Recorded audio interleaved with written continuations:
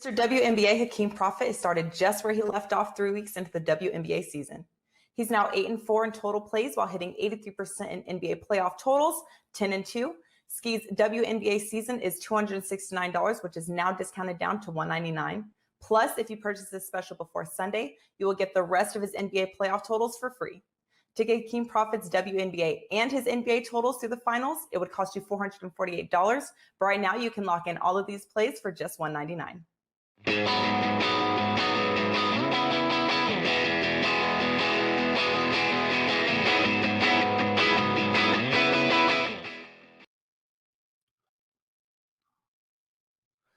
Teddy Covers back in his seat. I'm Lawrence Presman, June 15th. I golfed yesterday. I can't wait to hear what you did yesterday, Teddy. What a show we have. Tony Finn right off the top. We're looking at the Pittsburgh-Washington Nationals game, and he's going to take apart the Bucks-Nets game. Tony Mejia next. We're double Tonying tonight. Some soccer, basketball prop, and a WNBA play, and Andy Lang at the end of the show with some golf and some NBA props. Teddy, we're all over the map today. Welcome back, man. You were not missed. How are you? I'm doing okay, Prez. Thank you. I appreciate me not being missed. So, Friday I had a planned internet outage, and I was going to take. We decided it was easier to take Friday off than to deal with it. And then, we'll talk about what happened yesterday and what did Bettors learn, Prez, whenever you're ready for that.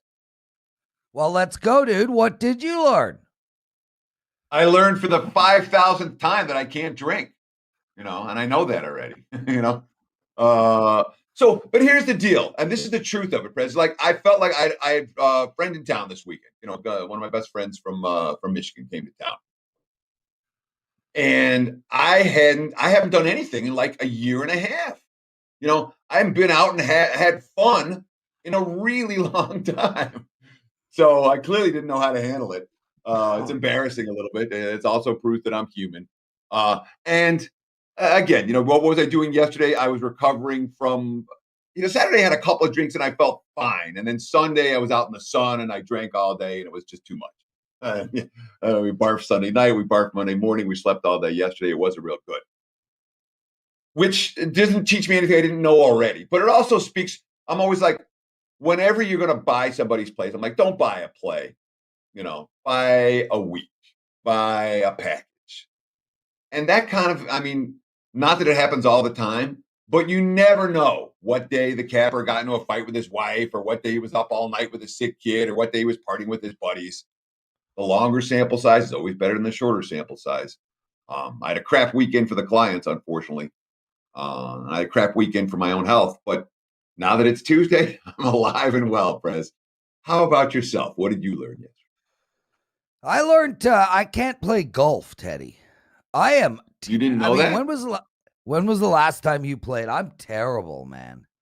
So this is a true story. Last time I played golf, I shot 120. Okay. Oh my God. That was on the front nine, and I didn't count my swings and misses. I don't play golf. I had multiple swings and misses. Yes. Yeah. Well, yeah, I hit a 100. I don't use a driver when I golf because it never seems to go straight. Yeah, other than that, Clipper, Utah, we got a series in there. It's gonna be fun. Tale of two different styles too. Just a intriguing series. Teddy, let's get on with the show, bro. Tony Finn joining us. He's the $2 Tuesday handicapper, and Tony's got a 5% MLB play up tonight. It's only $2 over at WagerTalk.com. And Tony, you're on a bit of a roll. 10-5, your last 5% plays on a 7-3 baseball run. Nice to have you with us, my friend. Thanks for having me. It's good to be here. It's good to hear that Teddy's mortal. I always thought Teddy was like, there's nothing Teddy couldn't do. You too. God, Tony, I got to tell you, man, you did not know Teddy and I 15, 18, 20 years ago, but We What? have. I think I knew you. No, Teddy and I have known each other for about 20 years, and Oh, okay. the first time we met, I was like, Teddy. He's like, Prez. I'm like, Teddy.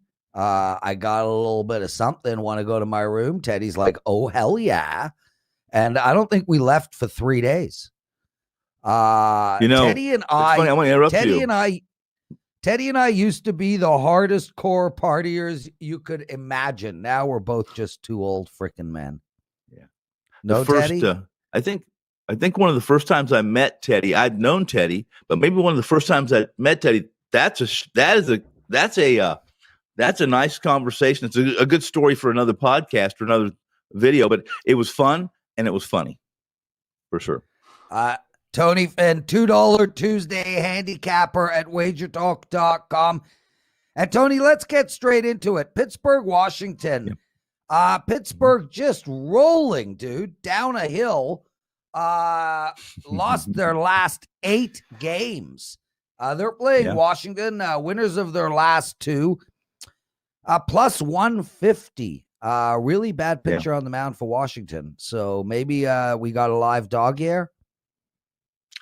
I released Pitt yesterday. I released the Bucks yesterday. I thought that was a good spot for them. I've talked about Lester on several shows, not yours, but many this year already, that he shouldn't be anywhere. If you're a fantasy guy, you should be anywhere near your fantasy lineup. And for the most part, he's trying to resurrect your career at 37 with the skill set he has is a difficult task. And in truth, guys, Pittsburgh had chances yesterday early on. They took a 1-0 lead. They had plenty of opportunities. That's really been their Achilles all year. They either seem to score 5, 6, 7 runs, or they score 1 or none. And it all has to do with bunching hits. I thought they would do that against Leicester. They didn't. They lost 3-2. This is a really similar situation. Patrick Corbin isn't right.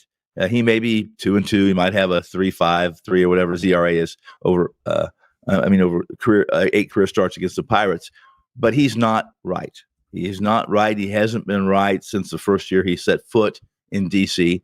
And Pittsburgh's not. Listen, Pittsburgh is a tough play, isn't it? Pittsburgh has one of the, at least if you're looking at stats, most inept offense on the planet, Major League Baseball. Tyler Anderson, you know what you're going to get with him.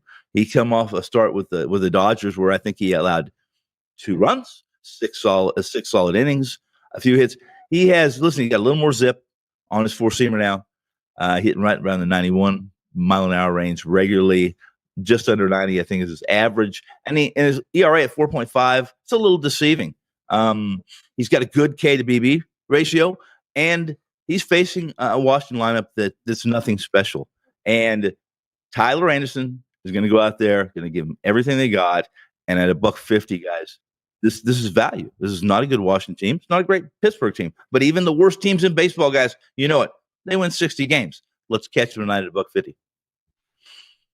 So I want to ask you about the strategy, because Pittsburgh is what? By any metrics, the Pirates would be a bottom quartile team in MLB. Maybe even a bottom 5 team in MLB, by whatever metrics you want to use.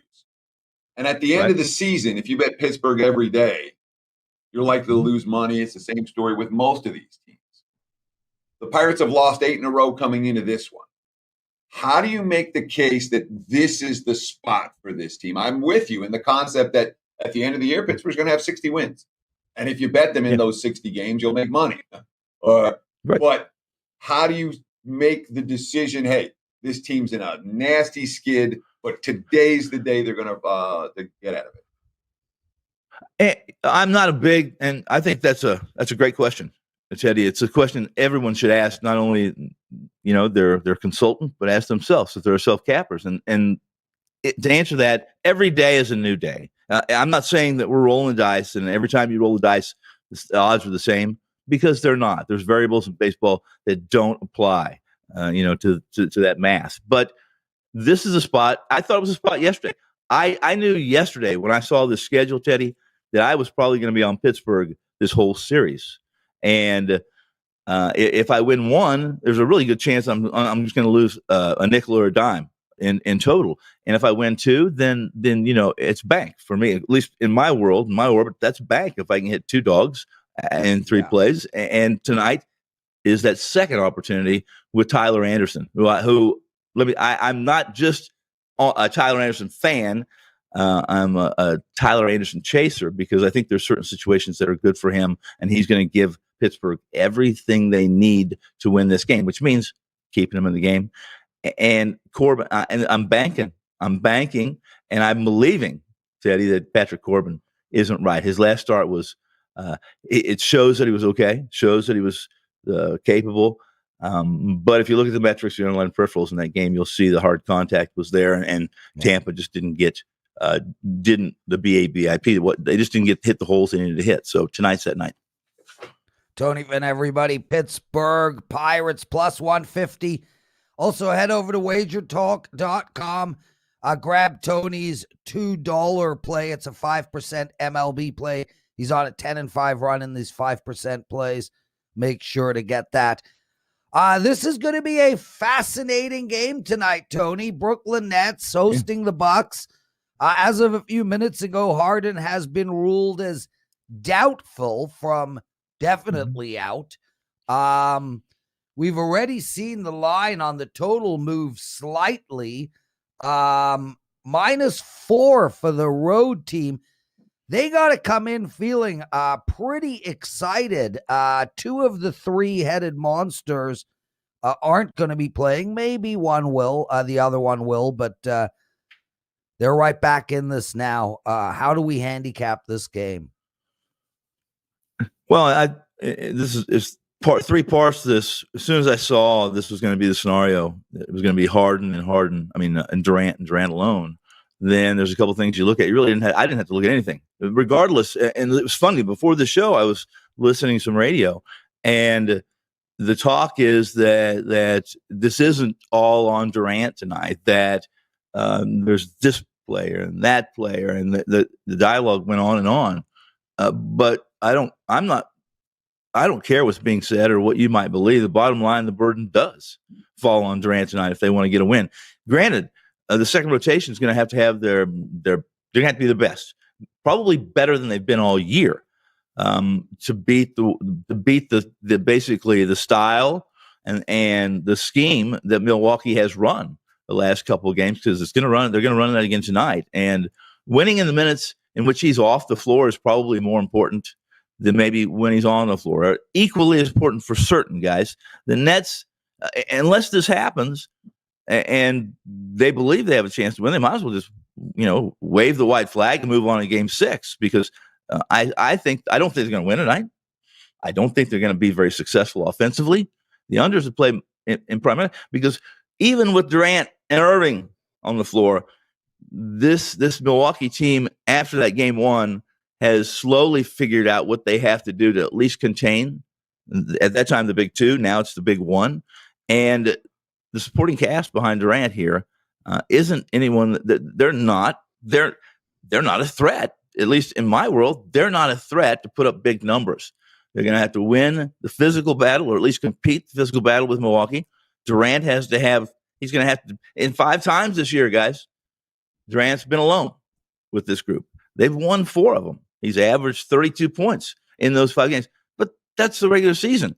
And we could go into who they were opposing at that time. We won't, because this is the playoffs. It's a different animal. And I don't feel very good about the Nets winning tonight. And I certainly don't feel very good about them even reaching 100 points in that situation, especially since we have an 86-83 game with 2 of them, with Irving and Durant. In that situation, under the 217 or 216, I think is a high probability. 220 at some books, Teddy. Good. Yeah, we've seen this total. Game 1 total was 240, and it stays 18 points under. Game 2 total was 238.5. It stays 28 points under, 27.5 points under. Right. Game 3 total, again, is adjusted down 235.5, and it stays 66.5 points under the total. Game 4, you see the big adjustment down. That's a 6.5 point move down. Stays under by 26. So a total that was sitting at 240 at the start of this series is now sitting 20 points lower. We've seen 4 straight unders, all no doubters. Yeah. Does it Yeah, worry right. you about the loss of line value here, or is this the market's got this series wrong at the get-go and it's still wrong in the 220 range? Well, that line value always worries me to some degree, but the bottom line, and in the end game is to pick a winner. And all three of us know we've been doing this long enough to know that we've played some bad numbers. What you and I would consider, the three of us would consider bad numbers because it just makes sense. And I think you did a great job of just selling that under right there. And then, am I worried? Was this a game that's going to be the aberration? I think we all know it can be, but I'm looking at probabilities and scenarios and matchups here, and Milwaukee is going to be doing exactly what they've done the last couple of games, and that is being physical, controlling the tempo, and making sure that the transition points don't happen for a team that desperately needs them tonight. Tony Finn, everybody. Tony, awesome job today. And guys, thank you. Real quick, I just want to let everybody know. You want to know how good Tony Finn is? WagerTalk, been around for 7 years. Tony is the number one most profitable handicapper over the last 7 years. Over the entire existence of the greatest sports betting content company in the history of the world, Tony Finn is the number one most profitable handicapper in all sports and in baseball. Head over to WagerTalk.com, grab his $2 play. Tony, I've promoted you. Thank you. I've listened to you. I've stared deep into your eyes. I now want to kick you off the show. Get out of here, brother. Tony Mejia coming up. Andy Lang, Teddy's Big Game Breakdown, penalty box segment. Stay with us, everyone. 20 quick seconds. Tuesdays is known as $2 Tuesdays at WagerTalk.com and SportsMemo.com, where you can get the hottest handicappers, best bet, or daily package for only $2.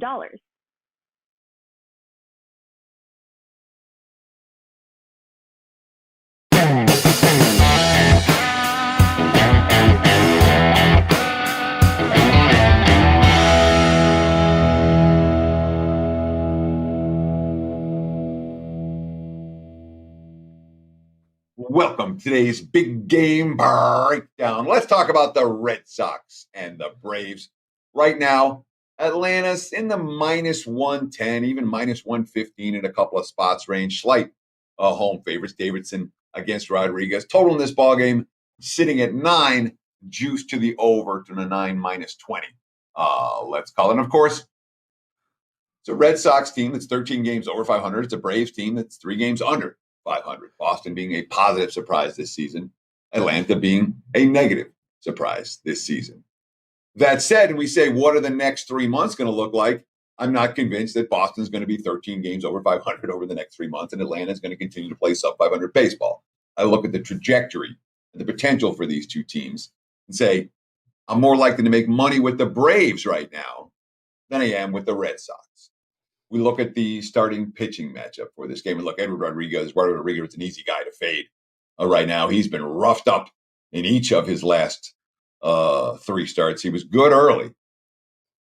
He was pretty ugly in the month of June and even before. And again, he's faced some good lineups during this span. But, Rodriguez quotes, missing my spots. That's what I think has been changing the last couple of starts. Just something I need to work on. Finally, I got my velocity back. I just need to work on hitting my spots. That's what's happening now. So it's at least a moderately positive quote, but not one of these quotes that I'm like, yeah, I want my money on this guy. Boston's bullpen's been a disaster. Since MLB stopped allowing the substances on baseball, all of a sudden the Red Sox starting pitching has fallen apart. I had a good start yesterday from Eovaldi. Prior to that, they started to allow 34 runs in 24 innings over the last 6 games. So it's not a particularly rested pen. On the other side of the equation, we got Davidson just making his 4th start, 3rd since joining the rotation on a full-time basis. And he's pitched, 11.2 innings of scoreless innings, 11.2 innings of scoreless baseball over his last 2 starts, 9 strikeouts during that span. Mowed down the Phillies last time out. Manager Brian Snitker, his stuff was live. He was throwing strikes.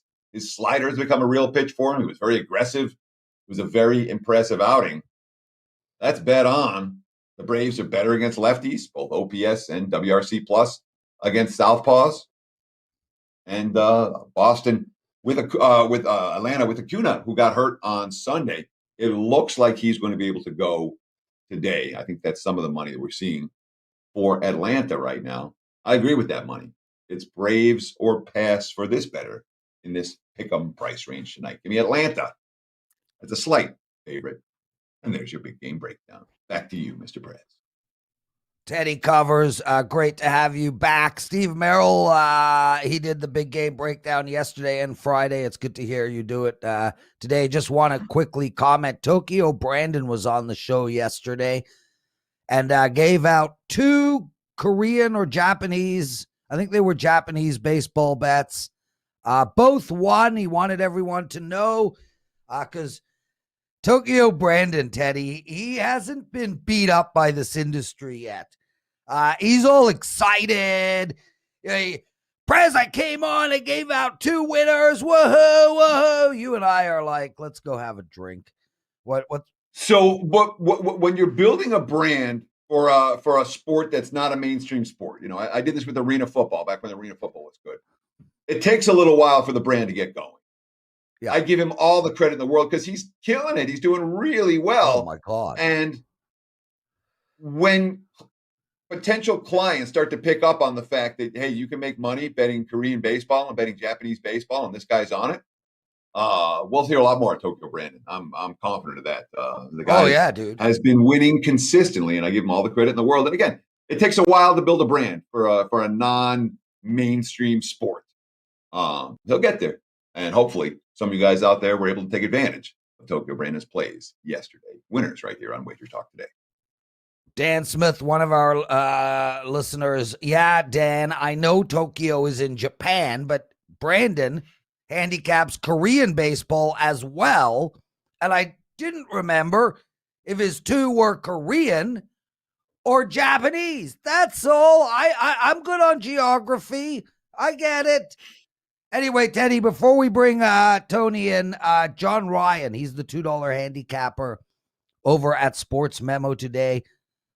John, 6-0 run with his 5% plays. He's got a big 5% play tonight, $2. It's in NBA. It's not a 5% play. It's just a regular 4% play, but it's in NBA. It's on the big game. Head over to Sports Memo and grab John Ryan. Teddy, what do you got going tonight? I'm in action in MLB this evening, a pair of MLB selections, one a first 5 play, one a full game play. I am passing on Nets Bucks this evening. I don't know what to do with that game. So I will. Yeah, I'm passing on it. I'm passing on it too, Teddy. I mean, my initial gut was the over, but you can't really bet that. I mean, the shooting percentage for both those teams, especially Milwaukee, has been abysmal. I'm looking at it and I'm thinking at some point these balls are going into the bucket and they're going to break out. But now with Kyrie out and Harden a doubtful, it's tough. I agree. I think it's a stay away, but it'd be interesting to see Durant tonight. Can he put a team on his back? Obviously he didn't have to do that with Golden State, and he hasn't had to do that with Brooklyn. So it should be a fun game to watch. I got a NHL bet up, and, well, I've won my last 3. So hopefully we've got a nice, big, fat, juicy NHL run coming our way. Let's bring him in. Tony M. Mejia. Did I do that good? Close. No H at the end. Mejia. Smoother. Prez. But smoother. Prez, you're improving, man. Thanks, Prez, dude. We love having you. Happy to see your Vegas sweep. And Teddy, glad to hear you're feeling better. Glad to see you're feeling better. How you guys doing? Yeah, we're rocking and rolling, man. Teddy, you should have. Teddy FaceTimed me yesterday at like 11 a.m. Dude was sitting shirtless on a chair, haggard as all hell. He had just had a date with the porcelain, and he couldn't make the show. He was like, I got you. So we didn't even speak. So I could have sucked one up yesterday and taken one for the team, and Yes. but it was better to take the day off. Merrill, thank you, Steve, again. I thanked him on off air. I'll thank him on air. Thank you, Steve. Appreciate it. Tony, let's get straight to it, man. I love this soccer matchup. I think we got the best game of round one, and maybe, I mean, in all seriousness, should be the best game of the whole tournament, including if they make it to the finals. I mean, these are the two best teams in soccer, France against Germany. I'm going to talk about this in my penalty box segment because I have a bet on this game, but I'd love to hear what you're going to be doing. It's a 3 p.m. Eastern game. If you guys don't like soccer, this is the game to watch. Take it away. Last two World Cup champions. You know, you've got a coach on the way out in Joachim Low, and Germany wants to send him out a winner. Didier Deschamps is very aggressive for France, and it's an all-star game. This is an all-star game that is meaningful. Like, guys on both sides, that even if you haven't heard much about soccer, if you remember back the French national team and Kylian Mbappe and guys like that, you'd recognize those faces. And obviously Germany is a world power. So this is a tremendous matchup.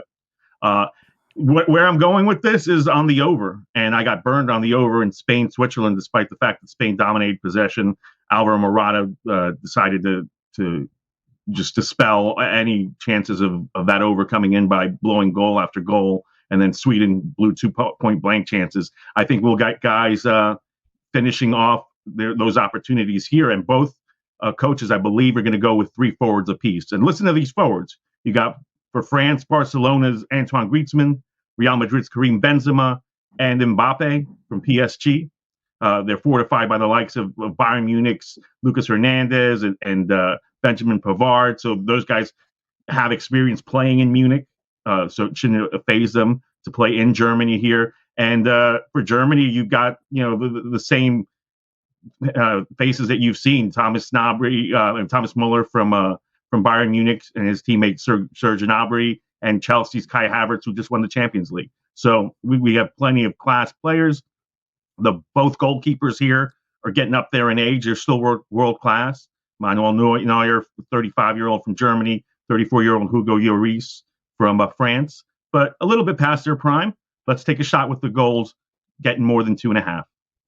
Yeah, and that makes total sense. And oh my God, that France team, I mean, this team can score. And Tony, I was able to tick something off of my bucket list, man. I was in Paris for their World Cup. It was awesome. I mean, we danced for hours.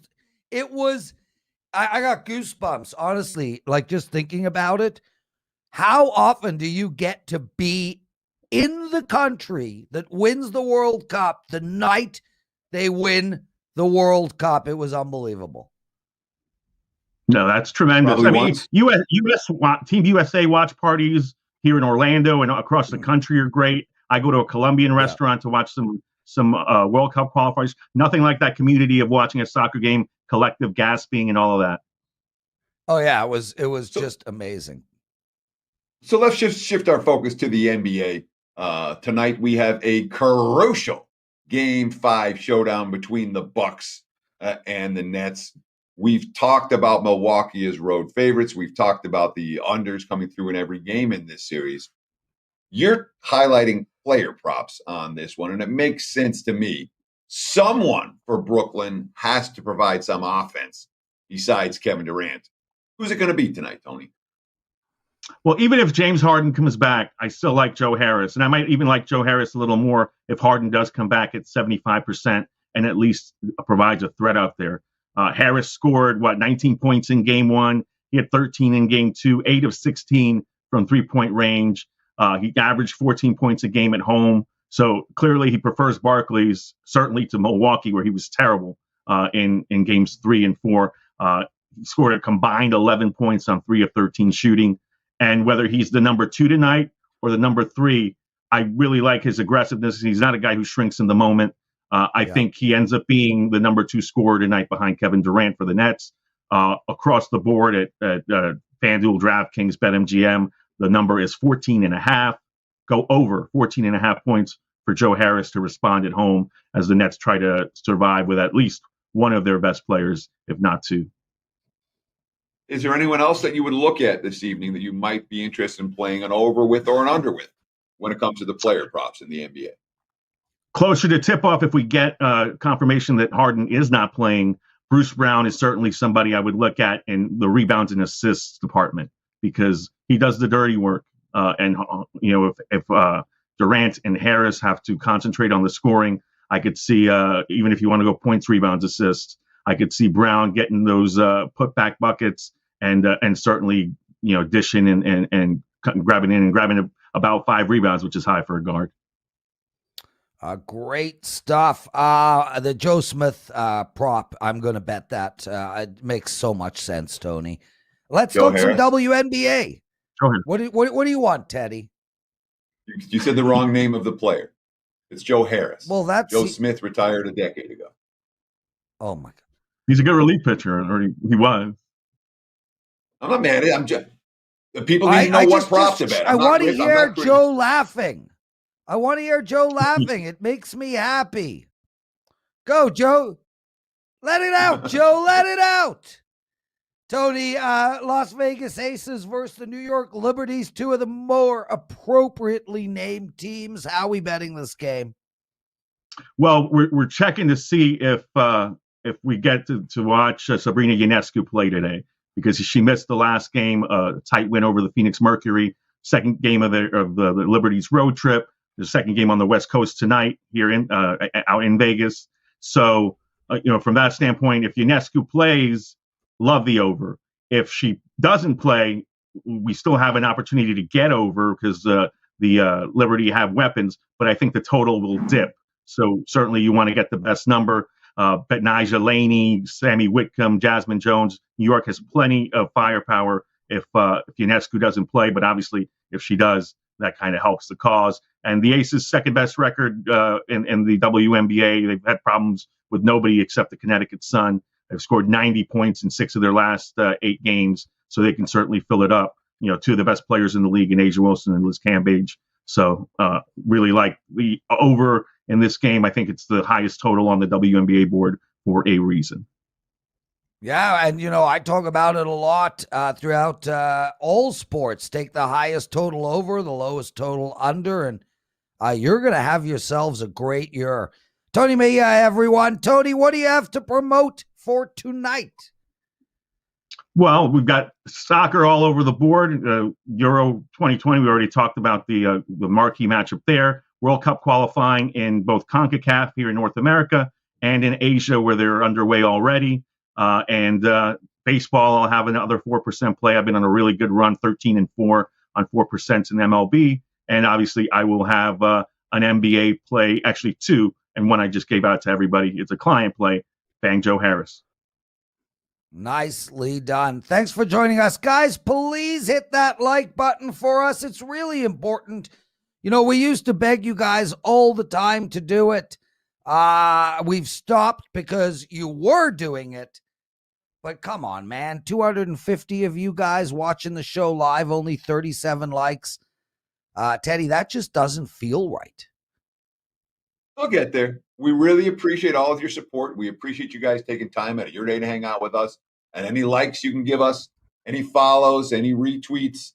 You want to tell your friends about WagerTalk Today? We genuinely appreciate it. Thank you. Teddy, great week coming up for us. Tomorrow we got Nick Borman and Carmine Bianco. No, Carmine's on Thursday. Nick for golf, Carmine for soccer. We're just right in the midst of a lot of juicy stuff right now. The U.S. Open is this weekend. Euro 2020 is going on. We got basketball playoffs, hockey playoffs, baseball's in full swing. Does it ever end? I mean, I need a break. Normally at this time of year, the NHL's done. Football's not, NBA's done. You have baseball. You still have the tennis and the golfs of the world. But this is normally one of the lightest times of the year, the end of June into July. This year, it's not. So you suck it up and you keep working, man. You know, that's why but once football season starts, the periphery sports on WagerTalk become peripheral. And it's we'll be talking football on every show as the centerpiece for every show. That's just the way that it is, whether it's college football, whether it's the NFL. But here in the summer months, we get all kinds of chance to talk about golf, to talk about tennis, to talk about the other sports that people bet. And what I love about this show is we've got guys that are good at what they're talking about with the periphery sports. They can really help viewers who are trying to start winning at golf, winning at auto racing. What's Andy Lang going to talk about today, or Joe Smith, whatever you want to call him? Let's bring him on. It doesn't matter what Andy Lang talks about. It's his energy. It's those baby blue eyes. Andy Lang, brother, looking a lot like Joe Smith. Joe Smith, huh? Yeah, I got a good NBA prop with him. I got a good NBA prop. Drew Bledsoe tonight, like his under points. Drew Bledsoe, point guard for the Bucks. Drew Bledsoe. Yeah, it's tough to see Julius Irving sprain his ankle the other night. That was a tough beat. Drew Bledsoe's doing? Yeah, he's making wine. He's making a lot of money. He's a seriously successful businessman. Like he is a better businessman than he was a quarterback, and he was a really good quarterback. His wines are fantastic. I love his wines. Love his wines. They're great. You do drink them? Yeah. Oh, love them. They're great. Yeah. I hate wine. Teddy. I don't want to hear. Let's not talk about wine. Teddy, one of our listeners, and I waited for Andy to join us because he's so smiley and happy all the time. One of our listeners, Brandon Thedford, wants to know, what were you drinking last night? So it was Sunday. I was drinking tequila and squirt. And then we had some wine. What is that? It was a bad mix. What is squirt? It was like at a strip joint? Like tequila at a strip joint? No, squirt is like, what would you describe squirt, Andy? Like a 7-Up kind of thing? I don't know what describes. What are you, a college kid scrumming through what's left in the fridge? Tequila and squirt? What is that? I brought none of the booze. Okay, I made none of the drinks. All right, that's what we were drinking. And then wine. It was, and then red wine. It wasn't, it wasn't a good combo. Andy, let's go. Golf, brother. U.S. Open starting. I golfed yesterday. I shot 100 head-to-head. Brooks versus Bryson. Where are we going in this one? Well, it's the rivalry that is taking over the sport, and you got to have an opinion on this. This is kind of like reminiscent of back in the days when it was Tiger versus the field. Well, now it's Brooks versus Bryson. There was that viral clip of just truly how much these guys hate each other. This is not an on-course rivalry. This is on and off the course. And the books were very smart. They put these two against each other in a head-to-head matchup. So if you're betting on the U.S. Open, even if you don't have a strong opinion, it's fun to sprinkle a little bit because you're going to be following this one.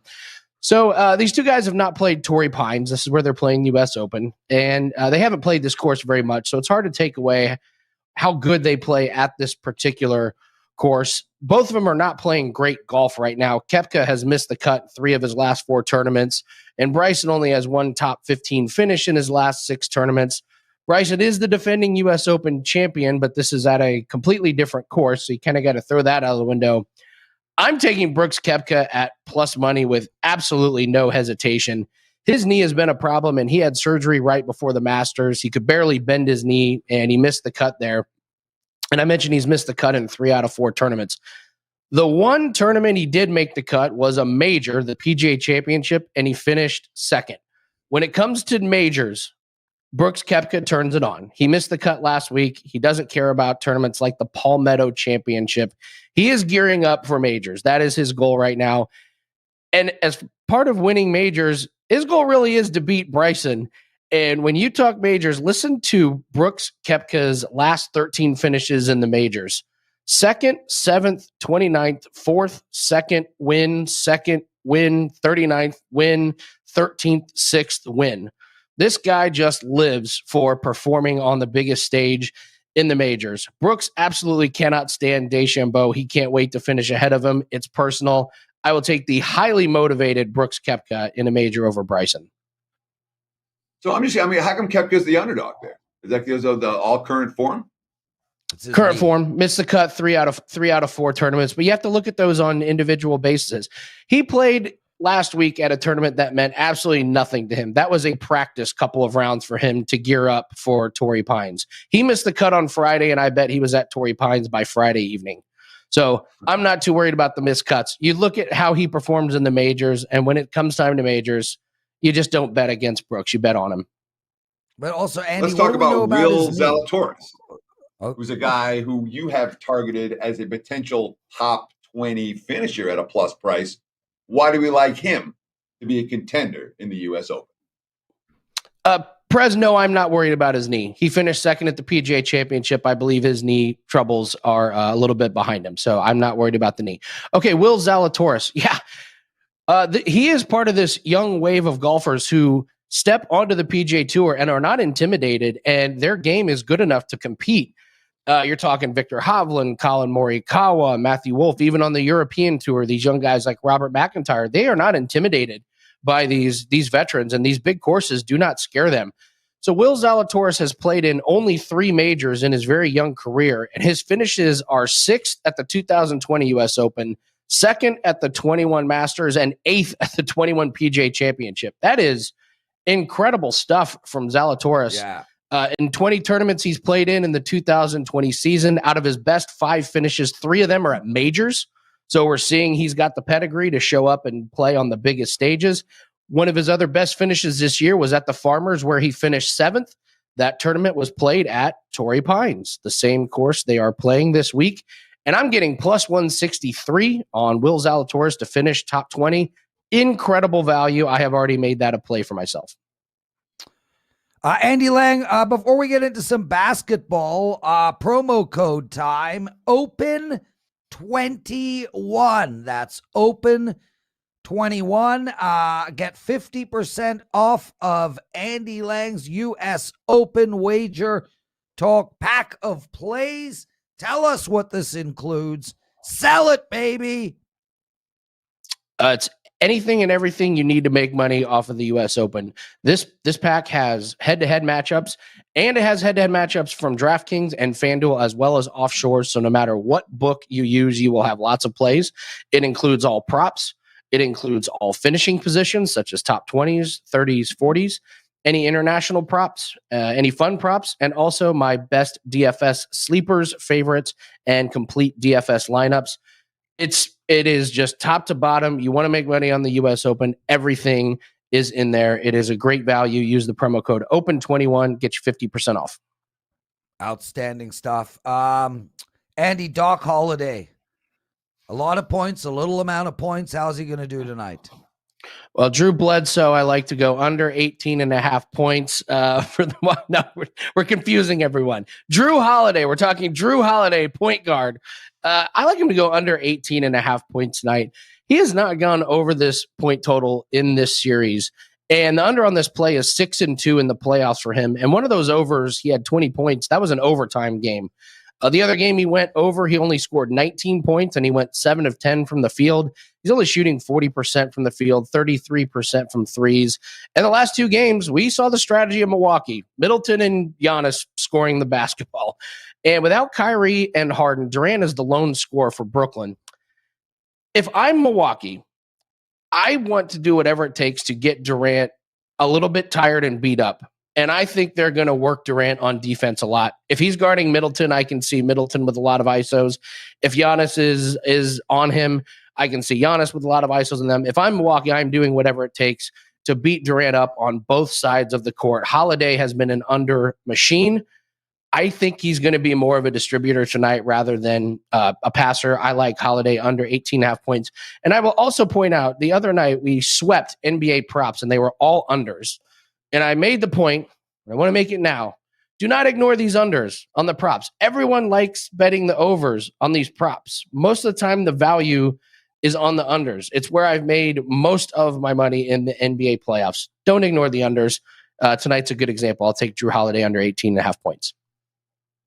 And really, that's of all the advice you can give on this show, that may be the best advice that you've ever given. Because why? I mean, we understand that people like betting on players to do things as opposed to not do things. But why do you think there's so much one-way action on these player props where it's just over money, over money, over money? Nobody's betting the unders, or not as many are betting the unders. It's just human nature. You think professional athletes are going to do good, and you think you're just looking for ways that they get over their point total instead of looking at ways that they go under their point total. I'm sad that the Nuggets have been eliminated because Michael Porter and Aaron Gordon were just under machines. I mean, just cashing tickets right and left. And when you get a guy like Porter, you got to look at his back injury. When you get a guy like Gordon, you got to look at his lack of shooting percentage. So you look for ways that guys go under their point total. And don't forget about these blowouts. This has been plaguing over bettors in the prop world this year, was these blowouts where guys sit at the end. Well, if you have an under and you have a blowout and your guy sits at the end, you're going to be on the other side of that. Instead of losing an over by 1 or 2 points, you're going to hit it. And that has happened more than once this playoffs. Andy Lang, everyone. Andy, you're awesome, dude. Tell us, what are you doing show-wise? There's a golf show. When is it? Talk about it quick. We're recording late this afternoon. Myself and the great Nick Borman will be going over more props and more bets for the U.S. Open at its tee time. And then we've got Prop It Up later today at 4 o'clock. And the rumor is that for the first time ever, my golf package will have not one, but 2 5% plays included. One specific to DraftKings and one specific to offshore. So the first time ever, I will have a golf package with 2 5% plays in it. Nicely done. Thanks for joining us, man.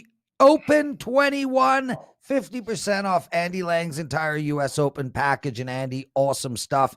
Guys, it's time. Oh my God, is it ever.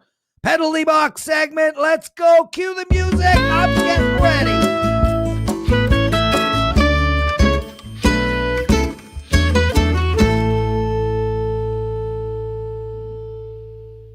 Okay, boys, penalty box segment time. Let's talk. First off, great show today at WagerTalk Today. You guys watching this video on Twitter, check it out. Andy Lang, Finn, Tony Mejia. We talk all different sports. Go to our YouTube channel, WagerTalk TV, every day, 12 to 1 Eastern. Right off the bat, one of our listeners pointed out, just bet Vegas to win the Stanley Cup and be done with it. I spoke about this briefly yesterday. Vegas to win the Stanley Cup is minus 120. That I consider a bad bet. Why? Well, I think they're going to win the Stanley Cup. But if they're going to win the Stanley Cup, Marc-Andre Fleury is going to be the Conn Smythe Trophy winner. And he is plus 170. So I would rather take the MVP at plus 170 than Vegas at minus 120. Vegas, look, if you look at this team, they've got 5 of their 6 starting defensemen have scored. Every line has scored. They've got 7 or 8 players with multiple goals. Nobody on that team is carrying them on their back except the goalie. So take Marc-Andre Fleury, much better bet. Andrew McGinnis likes Victor Hedman over 2.5 shots, plus 100. Carmine Bianco likes Steven Stamkos over half a power play point at plus 130. I like Tampa Bay in regulation tonight a lot, guys. Minus 115. I think that's a great bet. And I like France at plus 175 to beat Germany today. And that's really it. Teddy, I am hungry as hell. I'm still trying to figure out what to eat. Take us home. Sure. You already thanked our guests. We'll thank them again. Tony Finn, Tony Mejia, and of course, Andy Lang. Thank my co-host, Lawrence Presman, thank all the fine gentlemen behind the scenes, and thank you guys for taking time out of your day to hang out with us right here on Wager Talk Today. We'll do it again tomorrow. Same time, same channel, 9 a.m. here on the left coast, noon on the east coast. Between now and then, enjoy the games and good luck.